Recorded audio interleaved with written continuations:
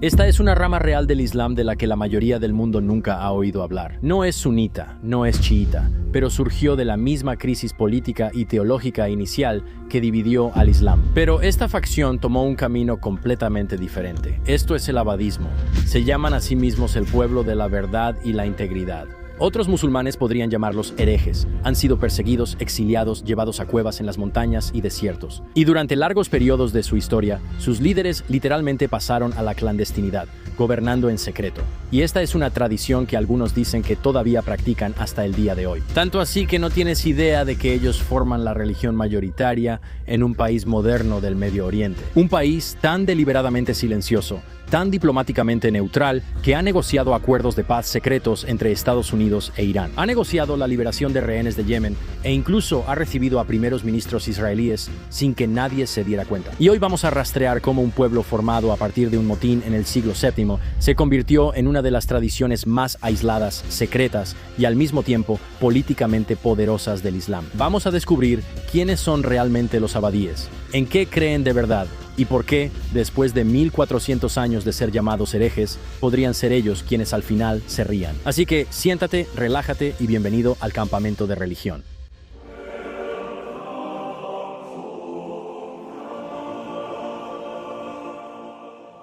¿Qué tal, gente? Bienvenidos de nuevo al Campamento de Religión. Mi nombre es Mark Gagnon y gracias por acompañarme en mi tienda de campaña, donde cada semana exploramos las historias más interesantes, fascinantes y controvertidas de todas las religiones de todo el mundo, de todos los tiempos, para siempre. Sí, eso es lo que hago en esta tienda. Trato de entender en qué cree cada persona. Yo creo que la mejor manera de entender a la gente es conocer al Dios al que adoran. Y para que yo me convierta en una mejor persona, y espero que tú también, sí, tú, la persona que está viendo esto, compartas esa misión de querer, ya sabes, aprender más sobre las religiones de todo el mundo. Tal vez creciste en esta religión, tal vez creciste en una fe parecida, o tal vez creciste en una fe totalmente diferente o sin fe alguna, pero simplemente quieres saber qué está pasando. Porque sí creo que para entender el panorama geopolítico actual, para entender el panorama político, para entender realmente cómo se sienten las personas en su día a día en el supermercado, conocer el trasfondo religioso y la teología es fundamental. Así que eso es lo que trato de hacer.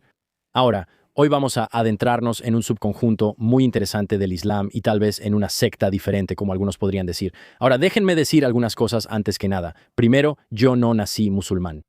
Quiero decir, según los musulmanes, técnicamente nací musulmán y que, ya sabes, voy a volver al Islam o algo así, pero no crecí en una tradición musulmana. Yo crecí católico. Así que si hay algo que se me escapa aquí, algo que paso por alto, solo quiero reconocer que no soy teólogo. No soy un erudito musulmán. Solo soy un comediante con conexión Wi-Fi y ganas de aprender. Así que estoy haciendo esto de buena fe. Y si hay algo que se me pasó, por favor dejen un comentario. No duden en corregirme. Específicamente con los ibadíes y el ibadismo, hay ciertas cosas que son difíciles para mí de aclarar de primera mano porque no conozco a ningún musulmán ibadí. Así que solo quiero dejar eso como una aclaración. También quiero decir antes de que empecemos, muchas gracias a ti. Sí, amigo, tú que estás escuchando ahora mismo por apoyar el programa, por hacer clic en este video. Y cada vez que comentas, das like, te suscribes o haces algo así, ayudas a mantener las luces encendidas aquí en el campamento y ayudas a que el fuego siga ardiendo. También quiero mandar un gran saludo a mi buen amigo Christos, el mismísimo fenómeno griego, el guerrero ortodoxo. Es un gran tipo y mantiene las cámaras encendidas, se asegura de que las luces funcionen y a veces me vuelve a servir agua, y por eso estoy profundamente agradecido. Muchas gracias. Eres muy... no tenemos tiempo para muchas charlas secundarias porque hoy vamos a hablar sobre los ibadíes. Ahora, ¿dónde comienza esta historia? Comienza en el año 657 después de Cristo. El profeta Mahoma, la paz sea con él. Y permítanme decir de una vez la paz sea con él ahora mismo, para todo el video. Solo imaginen que lo dije cada vez que mencione a cualquiera de los profetas. Pero en este punto, en el año 657, él ya lleva muerto unos 25 años. La comunidad musulmana está en medio de lo que llaman la primera fitna. Esta es la primera guerra civil islámica y está destrozando a este joven imperio.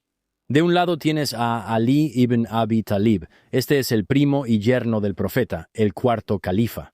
Y en lo que más tarde se convertiría en la tradición chiita, el sucesor legítimo del profeta Muhammad. Del otro lado tienes a Muawiyah, el poderoso gobernador de Siria, quien se niega a aceptar la autoridad de Ali y básicamente crea un ejército para ir en su contra. Ahora, estos dos ejércitos se encuentran en las llanuras de un lugar llamado Safin y pelean durante días. Miles de musulmanes se están matando entre sí por decidir quién básicamente va a liderar la comunidad que dejó el profeta. Y entonces sucede algo extraño. Cuando Ali está a punto de ganar, las fuerzas de Muawiyah levantan copias del Corán en las puntas de sus lanzas. Y esto es como una señal que dice, oye, dejemos de pelear y mejor dejemos que Alá, el libro y las palabras inspiradas de Alá decidan esto al final. Y Ali está de acuerdo, así que retira a sus tropas y acepta algún tipo de arbitraje. Y es entonces cuando una parte de su propio ejército simplemente pierde el control. Literalmente dicen algo como, espera, nosotros somos los que tenemos la razón. Alá está de nuestro lado, ya tenías la victoria y ahora vas a dejar que los seres humanos arbitren y litiguen sobre lo que Dios ya ha decidido. Así que su lema se convierte en ningún juicio salvo el de Alá. Y entonces estos rebeldes básicamente salen del campamento de Ali y la historia les da un nombre. Los jariyitas, los que se retiran, esos son los secesionistas. Ahora, si has escuchado el término jariyita usado en debates musulmanes modernos, casi siempre se usa de manera peyorativa o, ya sabes, como un insulto, refiriéndose a alguien que es un extremista. Ahora, los ibadíes de los que estamos hablando son las personas que eventualmente se alejaron de ese extremismo y han pasado siglos insistiendo en que ocupan una especie de punto intermedio. Ahora, vale la pena mencionar que al hablar con mis amigos musulmanes sobre esta secta específica del Islam, los abadíes, muchos de ellos decían algo como, la verdad, no sé mucho sobre ellos. No sé necesariamente quiénes son, como que no están muy enterados de exactamente en qué creen. Y he hablado con otros musulmanes que simplemente dicen, oye, solo sigue el sunismo. Hay una razón por la que el 90% del mundo es sunita, solo sigue eso. No te metas ni consideres ninguna otra secta. Así que solo quiero dejar eso claro como una especie de preámbulo, básicamente para decir que, ya sabes, la mayoría de mis relatos de primera mano no provienen de abadíes tradicionales. No necesariamente profundizan en esta historia, y la mayoría solo dice, oye, concéntrate en, ya sabes, el panorama general. Ahora, de vuelta a la historia, Ali responde a este motín de estas personas que básicamente están dejando su, ya sabes, su ejército de la manera en que muchos gobernantes suelen hacerlo. Así que en el año 658 después de Cristo, Ali se enfrenta a los jariyíes en la batalla de Naragua y los derrota de manera decisiva. Y la mayor parte del movimiento básicamente es aniquilado en un solo día, en una especie de guerra civil, si eso tiene sentido. Pero luego, unos años después, los simpatizantes jariyíes asesinan al propio Ali, apuñalándolo con una espada envenenada mientras está rezando en una mezquita en Kufa. Y ese asesinato ayuda a empujar a la comunidad temprana hacia la división que más tarde sería recordada como la separación sunita-chiita. Ahora, los jariyíes, aunque son pocos, cambian todo el futuro del Islam en ese mismo momento. Pero de lo que nadie realmente habla es de lo que sucede después, porque los jariyíes no desaparecen. Se fragmentan. Y en esa fragmentación ya puedes ver los dos futuros de, como supongo, una versión más radical del Islam expuestos uno al lado del otro. Una facción se volvió violenta nómada takfiri, vagaban por el imperio, condenando a muerte a cualquiera que no fuera de los suyos, básicamente una vibra de nosotros contra todos. La otra facción hizo algo que, si pones atención, verás que esta comunidad hace una y otra vez a lo largo de los siguientes 14 siglos, y básicamente es que simplemente desaparecieron a propósito. No desaparecieron como si se hubieran ido, desaparecieron como si se hubieran ido a la clandestinidad. Porque en Basora, que era como el Harvard del mundo musulmán del siglo VII, un grupo de sobrevivientes moderados del mismo movimiento encontró a un erudito que entendía algo sumamente importante. Él entendía que lo mejor que puedes hacer cuando estás perdiendo es ser más astuto que tu enemigo. Así que este erudito cambió el curso de la historia islámica, y su nombre es Jabir ibn Zayed. Y él era de la tribu Alas y nació en Omán, lo cual es importante. Pasó su vida estudiando el Corán, recopilando los dichos del profeta y enseñando jurisprudencia a todo el mundo. Incluso los eruditos que no estaban de acuerdo con él reconocían su conocimiento, y para que lo sepas, trabajó muy discretamente como muftí, que básicamente es como un experto legal islámico. Nadie de afuera realmente lo habría identificado como el heredero espiritual de este grupo de rebeldes que mataron al cuarto califa. Y eso es exactamente lo que era. Jabir ibn Zayed, junto con su estudiante Abdullah ibn Ibad, de quien toma su nombre este movimiento, juntos representaban a los moderados que rechazaban las posturas más extremas de los primeros Jawarij. Ellos decían, sí, creemos que Ali se equivocó al aceptar este arbitraje y al someter a juicio lo que dice el Corán. Sí, creemos que la comunidad debe ser dirigida por la persona más piadosa y sabia, no solo por un monarca hereditario. Pero no creemos que todo musulmán que no esté de acuerdo con nosotros merezca morir. Así que puedes ver cómo son más moderados que las personas más extremas que los precedieron. Y ese último punto es uno de los giros teológicos más importantes de la historia abadí. Los Khawarij más radicales desarrollaron una doctrina en la que cualquier musulmán que no perteneciera a su movimiento era un mushrik, un idólatra, básicamente, alguien que no era un verdadero musulmán y por lo tanto debía ser asesinado. Los fundadores abadíes rechazaron eso completamente. Ellos dijeron que los musulmanes no ibadíes no son idólatras y que no necesariamente deben ser asesinados. Ellos son lo que llamaron kufar nima. Esto significa ingratos, personas que no han sido lo suficientemente agradecidas por las bendiciones de Dios, pero que siguen siendo monoteístas, siguen estando dentro del Islam. Así que no los matas, no los combates, simplemente los mantienes a distancia espiritual. Y puedes ver que es una distinción muy importante. La diferencia, ya sabes, entre ser considerado simplemente equivocado y ser marcado para morir es bastante significativa.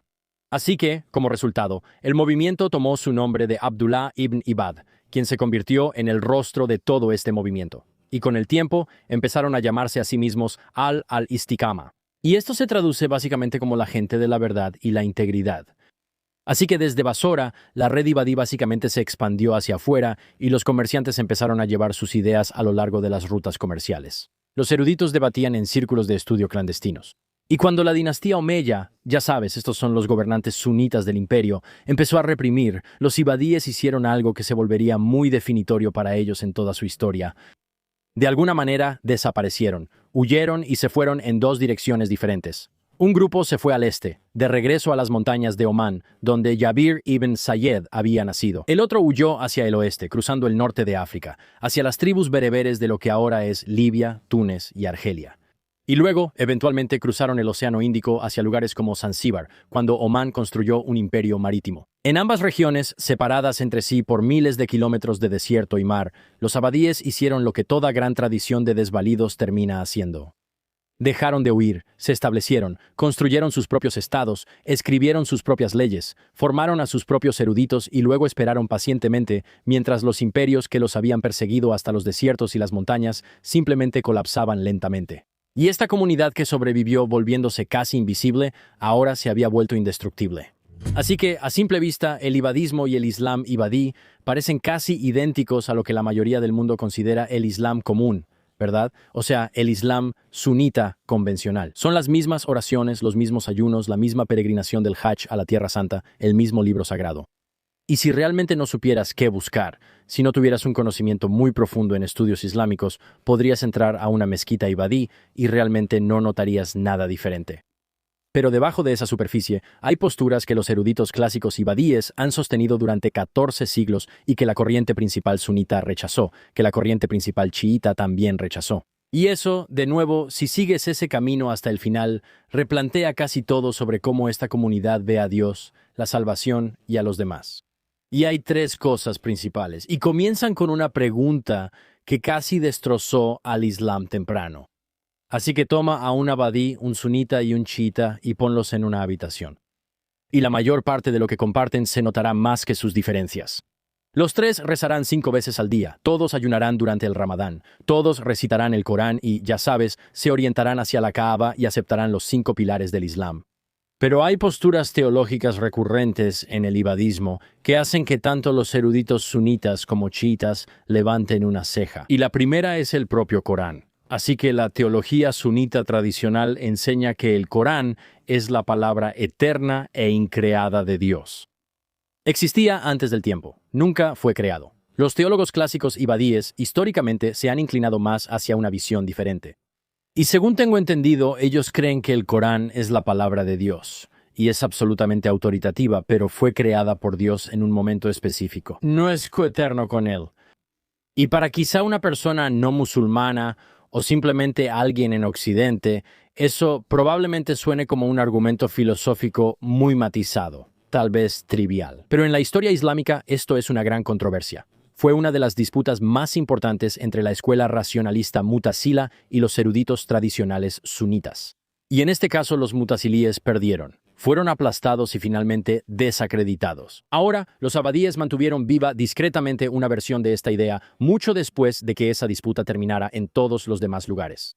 Ahora, la segunda postura es que los ibadíes creen que nunca verás a Dios. Nunca verás a Alá, ni en esta vida, ni en la otra, ni en el día del juicio.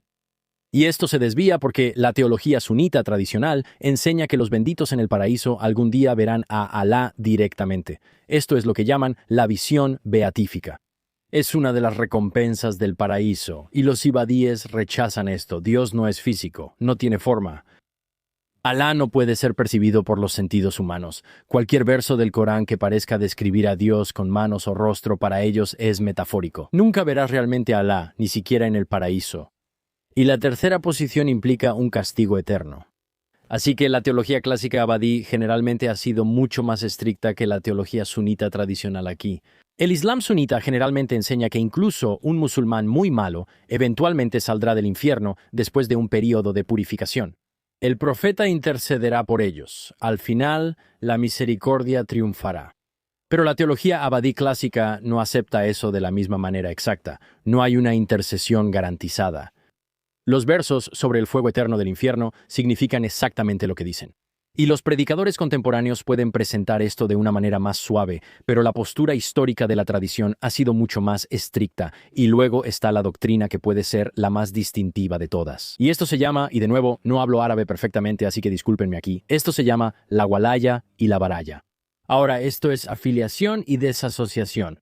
La idea de que un creyente comprometido está obligado a amar activamente y asociarse con quienes están en el camino verdadero y a desasociarse activamente de quienes no lo están. Pero, ya sabes, es importante señalar aquí que la desasociación para los abadíes no significa hostilidad ni violencia. Es una postura espiritual eterna, si eso tiene sentido. Les niegas el vínculo especial de hermandad religiosa a las personas que crees que tal vez se han desviado del camino. Un tipo de amor con principios, pero distante, si eso tiene sentido. Así que, durante gran parte de la historia ibadí, muchos eruditos clásicos han argumentado que los únicos ibadíes justos eran los que estaban completamente en el camino recto. Los sunitas y chiitas eran, de nuevo, ingratos. Estas son personas que tenían las bendiciones del Islam, pero no supieron apreciarlas completamente. No están fuera del Islam, solo son espiritualmente ingratos y se supone que debes distanciarte de ellos.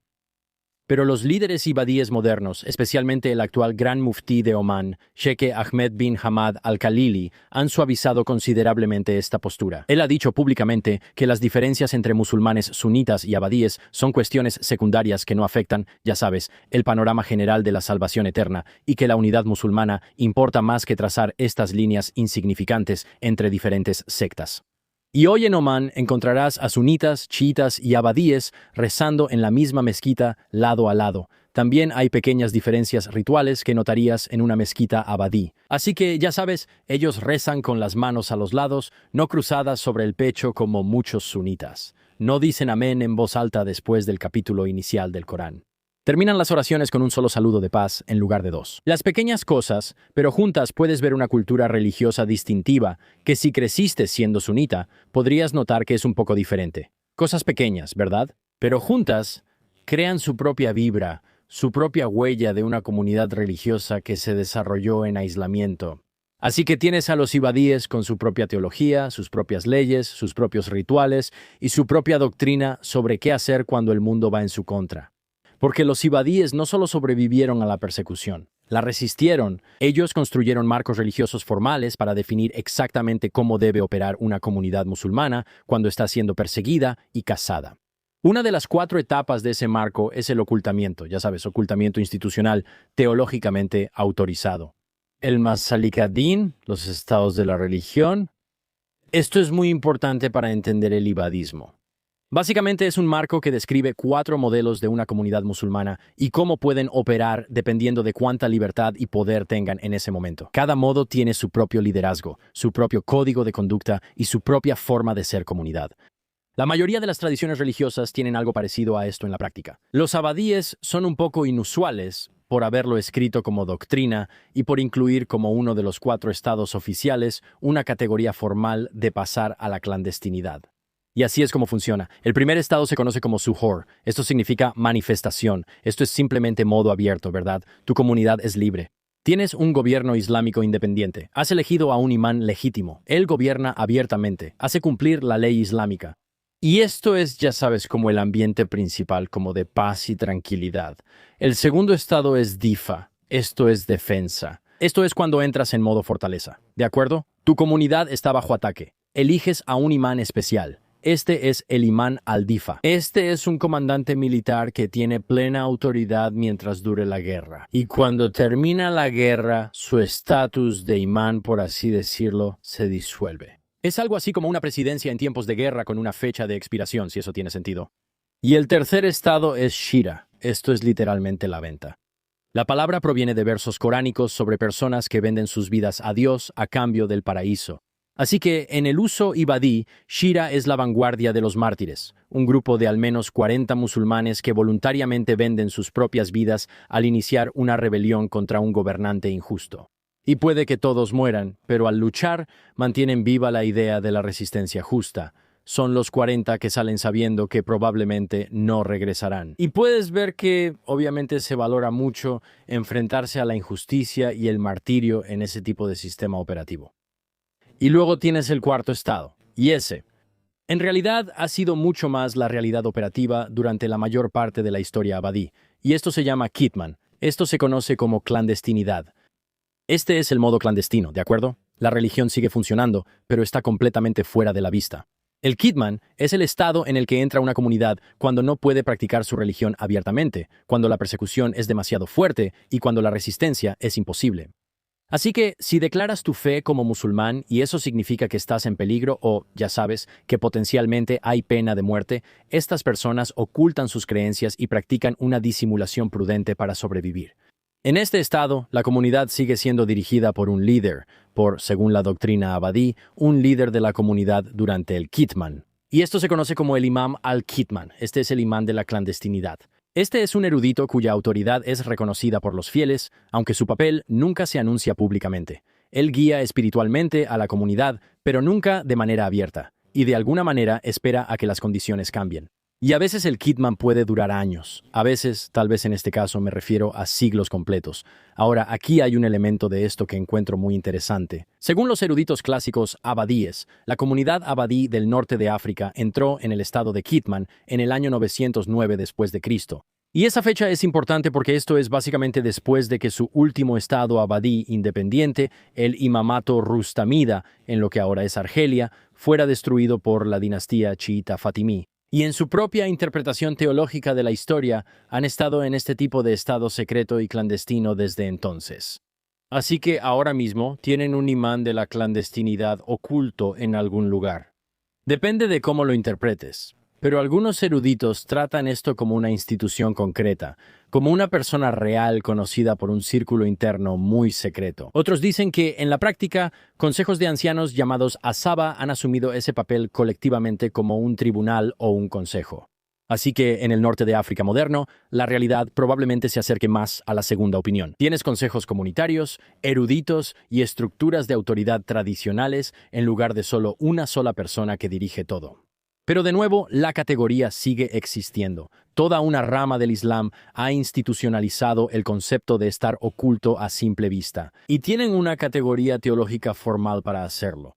Entonces, esto plantea la pregunta de cómo se ve una comunidad musulmana que opera completamente en la clandestinidad, con su propia teología y doctrina fuera de la corriente principal. ¿Y qué les pasa después de, ya sabes, como 1100 años? Bueno, la respuesta básicamente es esta. Una ciudad fortificada en medio del Sahara de la que la mayoría del mundo nunca ha oído hablar. Así que, después de la caída del imamato rustamida, los abadíes del norte de África se dispersaron, y algunos se fueron a las montañas Nafusa de Libia, donde todavía están hasta el día de hoy. Algunos se fueron a Yerba, esta es una isla frente a la costa tunecina, y algunos tomaron la decisión más loca de todas. Caminaban hacia el sur, adentrándose en el desierto más allá del borde de prácticamente cualquier mapa que tuvieran, y construyeron ciudades en un lugar llamado Masab, en el valle de Masab.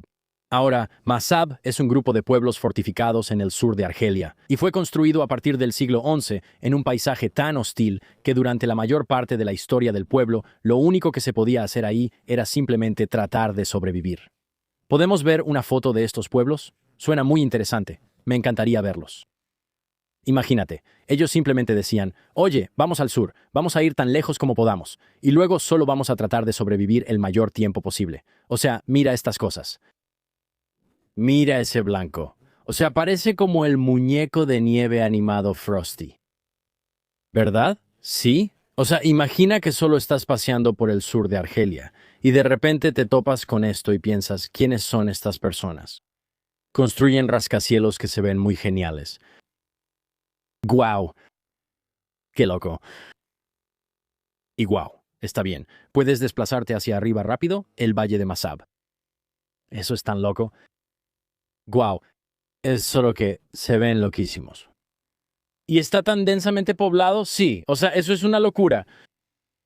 Entonces, o sea, puedes ver en estas fotos, literalmente construyeron como estos pueblos amurallados, construidos en vertical, con estas casas blancas y rosas, que supongo que probablemente ayudan con el calor, ya sabes, y el sol fuerte. Puedes pensar en Mykonos, exactamente, ¿verdad? Y tienen como sistemas de agua subterráneos. Tienen palmerales que se riegan con canales de agua. O sea, están construyendo todo tipo de cosas impresionantes. Y en el centro de cada ciudad está esta mezquita sencilla, como sin adornos, con un diseño muy simple que hace que se mezcle con todo lo demás. Y dentro de esas ciudades construyeron un orden social diseñado para preservar la fe, pase lo que pase. ¿Recuerdas esos consejos de los que hablaba? La asaba. Estos son los consejos formados por los eruditos de cada comunidad que asumieron las funciones que normalmente habría realizado un solo líder. Ellos juzgarán disputas, recaudarán impuestos, administrarán las escuelas y mantendrán la biblioteca de manuscritos abadíes a salvo para todas las generaciones futuras. Y durante siglos, el Mazhab fue una de las comunidades religiosas más protegidas del mundo islámico. A los forasteros, incluso a otros musulmanes como los sunitas y chiitas, a menudo se les prohibía rezar en las mezquitas Mazhab o, ya sabes, incluso entrar en los aposentos internos. Los matrimonios fuera de la comunidad también eran bastante raros durante mucho tiempo. La comunidad era como su propio enclave religioso durante, quiero decir, cientos de años. Y la ironía, que es algo graciosa aquí, es que de alguna manera funcionó. Mucho después de que su estado colapsara, los bereberes Mazhab siguen siendo abadíes. Sus bibliotecas todavía conservan estos manuscritos que no existen en ningún otro lugar del mundo. Sus eruditos todavía escriben comentarios sobre textos que otras comunidades musulmanas podrían haber perdido hace siglos en guerras o simplemente por el paso del tiempo. Pero lo realmente interesante de esto en la era moderna es que el Mazhab no es, ya sabes, solo un pueblo antiguo que es como un destino turístico que la gente visita. Es como una zona de tensión real en este momento. Durante las últimas 2 décadas, a medida que las poblaciones árabes sunitas se han ido mudando a la región, ha habido enfrentamientos repetidos y a veces son mortales entre las comunidades bereberes abadíes y los nuevos vecinos que llegan. Me refiero a disturbios, disputas en mezquitas y muertes. El Estado argelino no siempre ha protegido de manera efectiva al pueblo abadí. Mientras tanto, las comunidades abadíes de Libia en Nafusa y Zuwara pasaron por su propia versión de exactamente lo mismo. Durante la era de Gaddafi, cuando su régimen suprimió la identidad abadí como parte del nacionalismo árabe forzado. Así que después de la caída de Gaddafi en 2011, esas comunidades se reafirmaron, ondeando abiertamente símbolos religiosos abadíes, publicando textos abadíes y reabriendo redes académicas por primera vez en, quiero decir, generaciones. Quiero decir, te lo puedes imaginar, ¿verdad? Tienes esto, ¿sabes? No es un mundo abadí congelado y único, sino, ya sabes, una comunidad pequeña, orgullosa y asediada, y muchos de ellos en diferentes partes del mundo que han pasado milenios básicamente solo sobreviviendo en algunos de los entornos más duros del mundo. Ahora, en el otro lado de la península arábiga, los abadíes ya no estaban en el borde del imperio, y como resultado, en realidad estaban gobernando el suyo propio. Y continúan gobernándolo a través de invasiones y guerras civiles e incluso con la llegada de enormes contratos petroleros. Así que el último imán electo de Omán, el país, asumió el cargo en 1954. Y eso es bastante interesante porque no estamos hablando de 1254 ni de 1854. Estamos hablando de 1954. Esta es la guerra de Corea. Ya tenemos televisión a color, o sea, la carrera espacial está comenzando. Así que mientras el mundo moderno está construyendo todas estas cosas, un imán abadí teocrático es elegido por los consejos tribales en el interior de Omán. Y esto está gobernado simplemente por la clásica ley islámica tradicional, dirigida por un erudito en la tradición que se remonta a Basora. y todavía funciona como una entidad política soberana. Quiero decir, esto es historia antigua. Esto sucedió en la vida de tus abuelos. Entonces, este hombre del que estamos hablando, el último imán electo de Omán, era un erudito llamado Ghalib al-Khanai. Y Elvis Presley estaba grabando canciones. Hay un imán islámico teocrático elegido por un consejo para ocupar los cargos más altos en el país de Omán. Y es bastante loco, ¿no? Tienes esta institución viva, como una especie de institución antigua que ahora, en la era moderna, dirige toda una nación. Y la forma en que terminó es una historia de la que realmente nadie habla. Entonces, en 1954, el sultán de Mascate y Omán, respaldado por los británicos, Said bin Taimur, otorgó derechos de exploración petrolera a un consorcio de diferentes compañías occidentales, incluyendo lo que más tarde sería BP, British Petroleum y Shell. Ahora, el problema es este. El mejor petróleo estaba bajo tierras que técnicamente no eran suyas. Estaba en el interior. Este es el territorio del imán Abadí.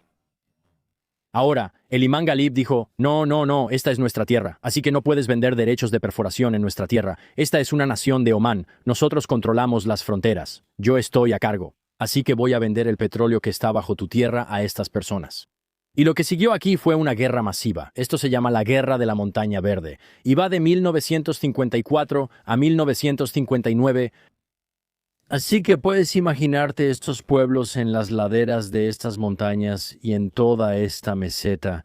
Y tienen canales de riego, llevando agua por los acantilados. Y ya sabes, hay generaciones de personas que han vivido toda su vida ahí, igual que sus abuelos y tatarabuelos, y todos viven en este lugar. Y ahora está como bajo ataque por parte de personas que viven en su mismo país.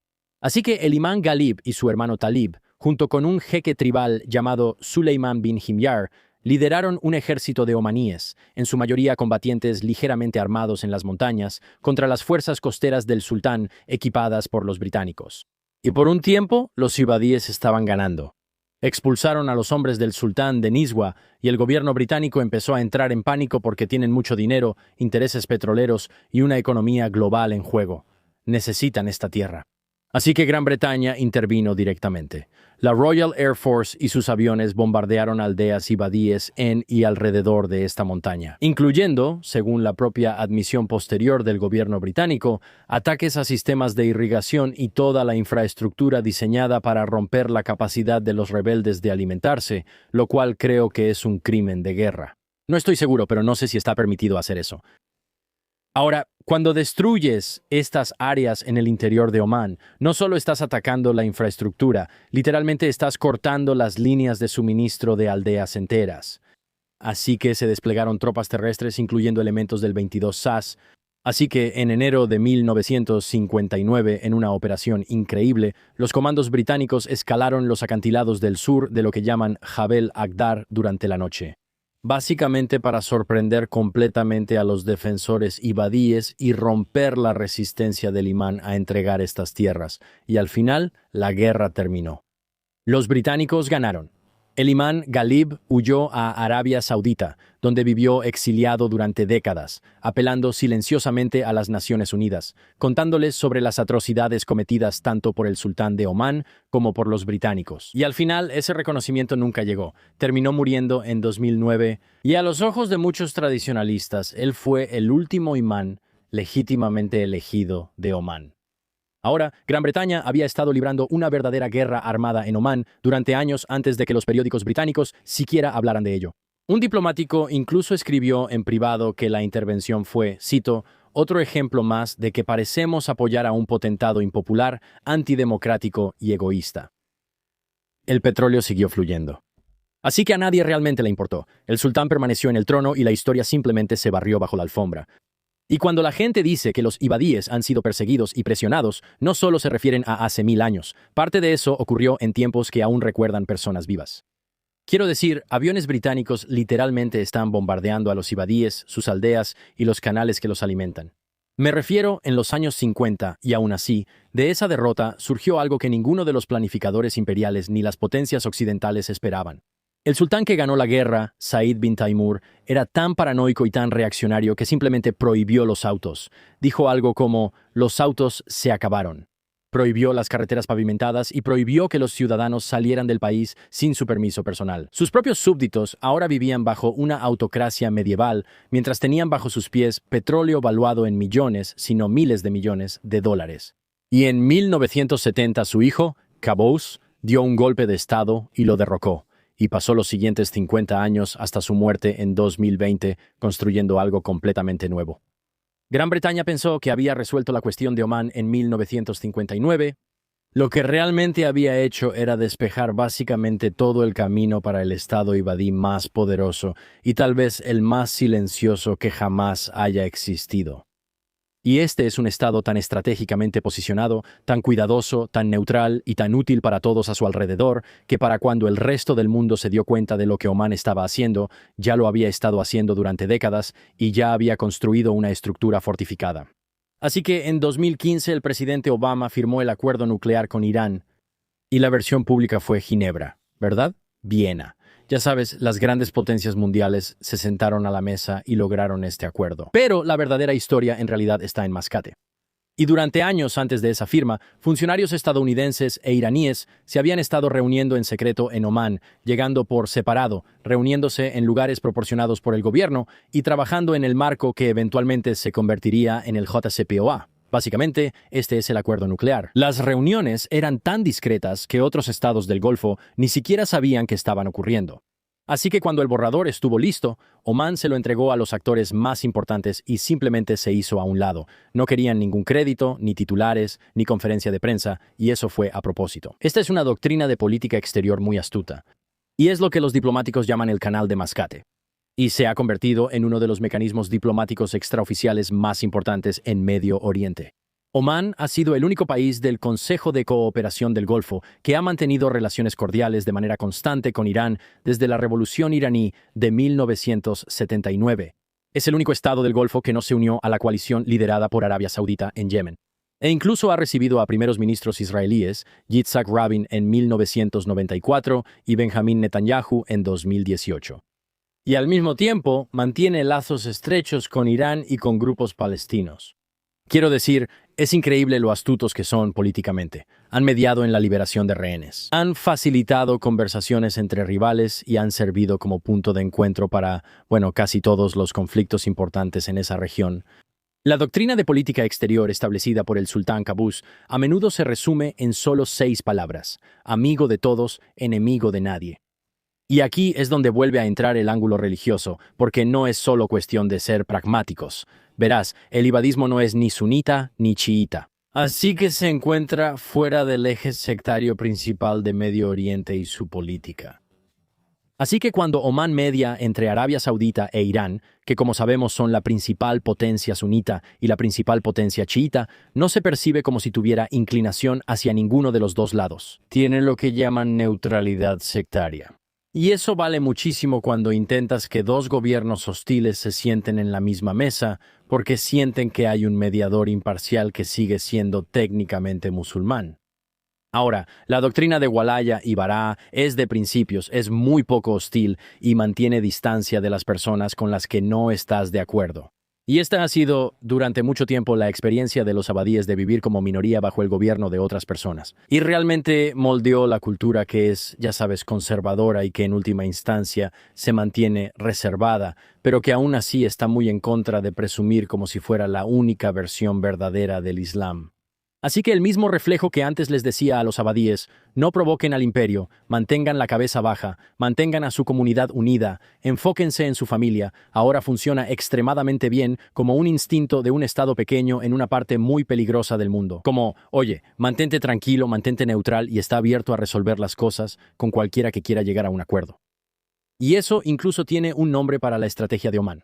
Lo llaman quietismo estratégico. Es una decisión deliberada y calculada de mantenerse neutral y dejar que la gente venga a ti.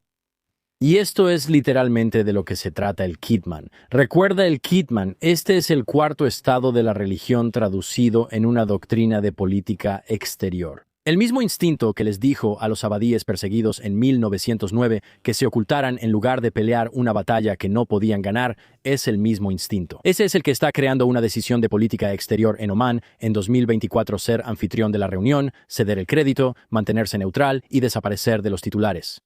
La teología no solo moldeó la comunidad y la cultura y cómo la gente opera a pequeña escala, se convirtió en el sistema operativo de todo un estado. Y a este estado casi nadie fuera de la región realmente le presta tanta atención.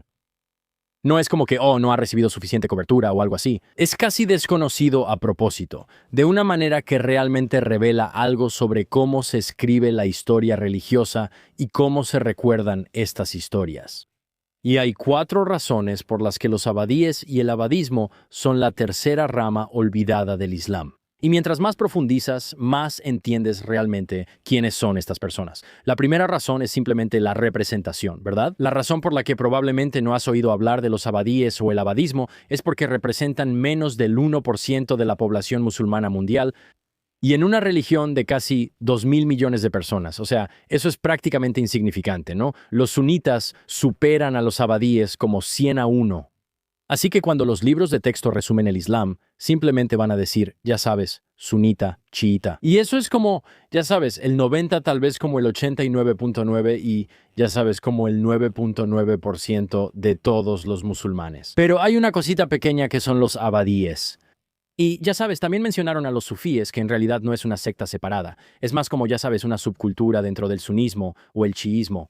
De cualquier manera, la otra razón por la que probablemente no sabes sobre los abadíes es estratégica, porque no quieren ser conocidos.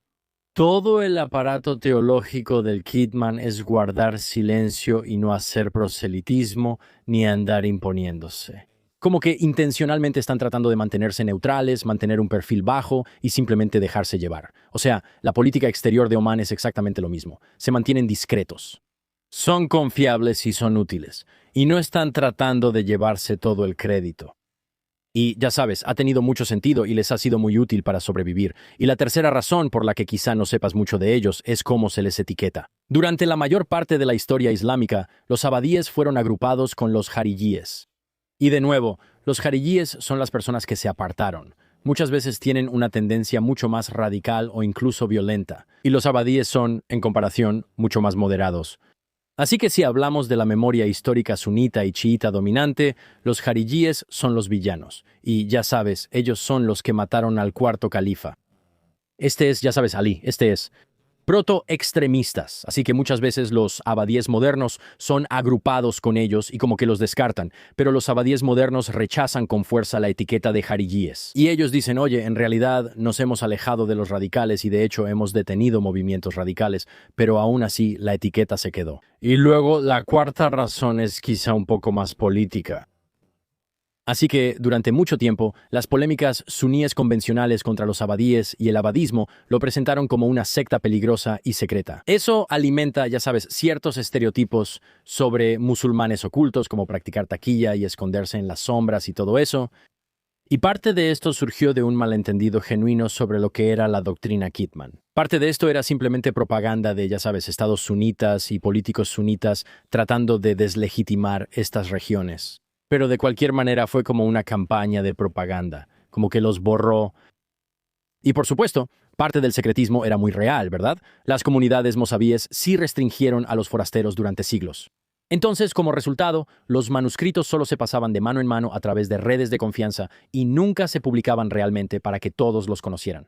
Así que si eras un musulmán sunita en el año 1000, puede que ni siquiera supieras nada sobre estas personas.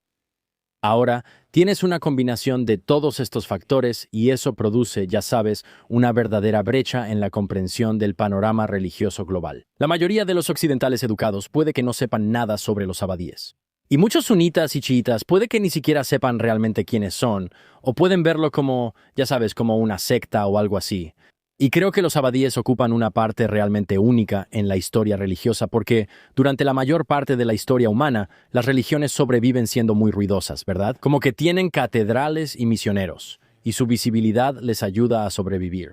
Ya sabes, es difícil preservar algo que ni siquiera sabes que existe. Así que, para los católicos o incluso los musulmanes, al tener control de las estructuras de poder o gobiernos, o al crear el Sacro Imperio Romano, o por supuesto, ya sabes, los califatos musulmanes, puedes realmente controlar tu destino y crear algún tipo de protección para tu gente y para tu religión. Pero para los abadíes, eso realmente no era una opción. Ya sabes, se mudaron a las montañas y construyeron ciudades en desiertos que nadie realmente quería y escribieron doctrinas sobre cómo liderar comunidades en secreto. Y se negaron a participar en la dinámica sunita-chiita que definía la historia de todos los demás, y ellos simplemente hicieron la suya propia, de una manera mucho más pequeña y mucho más clandestina. Y esa larga práctica del silencio produjo exactamente las habilidades que, al final, Oman necesitaría para prosperar. En un mundo donde todos los demás están tratando de llamar la atención, ya sabes, y ellos están practicando la paciencia y la neutralidad. Y simplemente escuchando y, ya sabes, jugando el juego de una manera mucho más inteligente. Y este es el hilo filosófico que realmente me gusta. Vivimos en una época que está completamente organizada en torno a la visibilidad, ¿verdad? Como que todos quieren atención, quieren ser vistos, quieren ser elogiados, quieren ser recompensados. Cada ciclo de noticias, institución y movimiento, todos quieren ser impulsados hacia algo y obtener la mayor atención posible.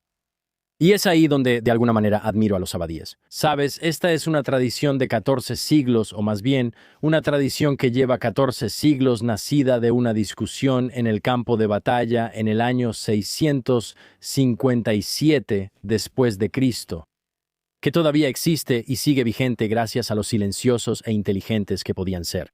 Los ibadíes no sobrevivieron a la historia ganando todo el tiempo.